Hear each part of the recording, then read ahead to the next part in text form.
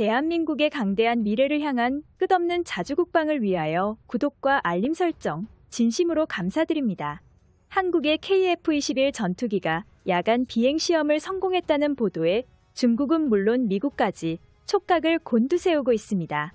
군사 전문가들에 따르면 야간 비행을 성공했다는 것은 주간 작전 외에도 야간 작전 편성이 가능해졌다는 이야기이므로 현재 시제 4호기에 이어서 5호기까지 비행 편성을 곧바로 완료하는 가운데 KF-21 전투기의 시험 비행 횟수는 가파르게 상승하며 2026년 최종 목표인 2200개 비행 시험까지 예상보다 빠르게 순식간에 도달할 수 있게 되었다고 밝혔습니다.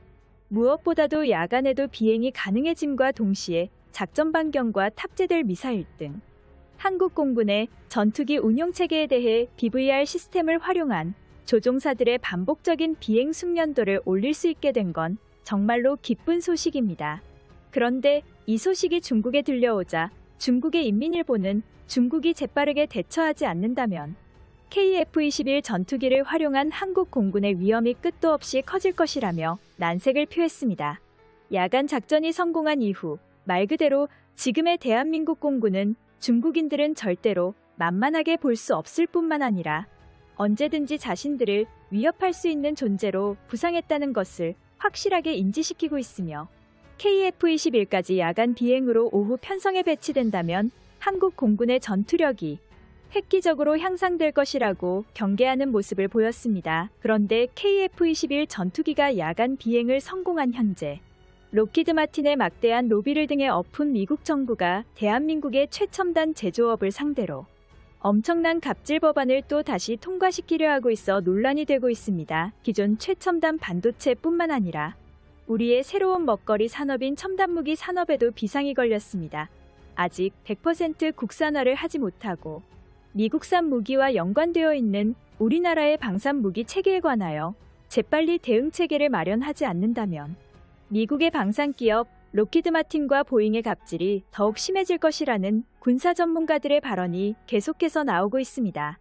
그런데 실제로 전문가들의 발언이 맞는 말입니다. KF-21 보람의 전투기가 우리 하늘 위로 높이 날아오기 전까진 그동안 미국에서 수입해들여온 전투기들도 소위 갑질이라 말하는 비슷한 과정들을 수도 없이 겪어왔다는 것을 모두가 아실 것입니다. 특히 F-16과 F-15는 한국이 정당하게 돈을 지불하고 들여온 전투기들이었지만 가동률은 고작 국산 FA-50의 60% 정도. 미국산 전투기는 가동률을 마음대로 상승시키지 못한 채 미국의 승인 없이는 제대로 운용하기조차 어려웠습니다. 이유는 바로 KF-21 전투기와 달리 전투기가 고장이 나더라도 핵심 부품을 미국인이 오기 전까진 건드리지 못하고 일일이 미국에게 문의의 허락을 받아야만 했으며 성능 개량을 위해 미국에서 부르는 값에 응해야만 했기 때문입니다. 실제로 F-15K 전투기의 업그레이드 가격은 공시된 가격보다 무려 3.6배나 상승한 가격을 불렀는데요. 즉, 미국이 한국에게 바가지를 씌우더라도 KF-21 전투기라는 대한민국 자체 개발 전투기가 없었다면 그들에게 아무런 소리도 하지 못했다는 것입니다. 실제 과거 20년간의 통계치를 살펴보면 미국산 전투기를 운용하면 최초 도입비는 30%에 불과하지만 유지 보수 비용이 최대 70%를 차지했다는 결과가 존재합니다. 한국 공군에서 전투기를 한번 구입하면 보통 30년에서 40년을 실전 배치하는데 구입비보다 보수 비용이 더 많이 발생하게 되는 충격적인 상황이 연출되었는데요. 또한 미국은 한국이 자신들의 전투기를 뜯어보는 것을 방지하기 위해 봉인지를 붙여놓고 이를 훼손할 경우에는 수리를 거부하는 사태에 이르게 되었습니다. 하지만 이제는 절대 아닙니다. 우리 대한민국은 KF-21 전투기의 8차 비행을 앞두고 시제기로는 9호기까지 제작을 진행하고 있는 최첨단 전투기 보유국가로서 더 이상 미국의 갑질이 아닌 한국 공군이 요구하는 잠재적인 수요에 맞춰 전투기 생산 시설을 빠르게 확장시키고 있는 상황입니다. KF-21의 비행의 시작과 동시에 당연하다는 듯이 미국의 무기 갑질에서 벗어나고 다양한 차기 계획을 세워놓고 있습니다. 전투기를 해체하고 만들어내는 것은 단순한 공정이 아니며 사람이 아닌 로봇이 만들어내는 것도 보통 쉬운 일이 아닙니다. 30만 개 이상의 부품들을 여러 형태로 혼합해서 조립하고 이를 항전 시스템과 연결하여 비행한다는 것은 기술력이 뛰어난 국가가 아니면 해내기 어렵다고 평가받고 있습니다. 하지만 우리 한국은 이 또한 해내는데 비로소 성공해냈습니다.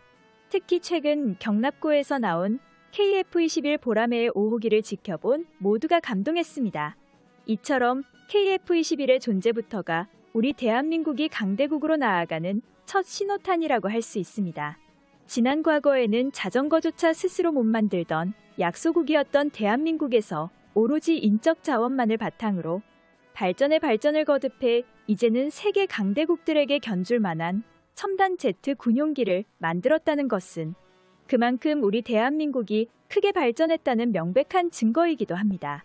그런데 이것이 전부가 아닙니다. 한국의 KF-21이 8차 비행을 앞두고 있는 가운데 최근 생산 라인을 긴급 증설하고 있다는 소식이 들려오며 전 세계인들에게 눈길을 끌고 있습니다. 최근 우리나라는 스마트 팩토리 시스템을 도입한 이래로 국내 KF-21 수요와 더불어 해외 수요까지 폭증하고 있어 추가적인 수요가 전체적으로 확대되고 있는 놀라운 상황인데요. 또한 KF-21은 모든 부품에 있어 자동화와 국산화를 시키기 위해 국내 연구진들이 밤낮 없이 노력하고 있습니다. 실제로 한국의 이러한 노력은 최근 들어 빛을 보고 있습니다. 모든 것들을 우리의 힘으로 자급자족해서 만들어내다 보니 항공 장비를 정비하는 데 있어서 큰 이점으로 작용하고 있습니다.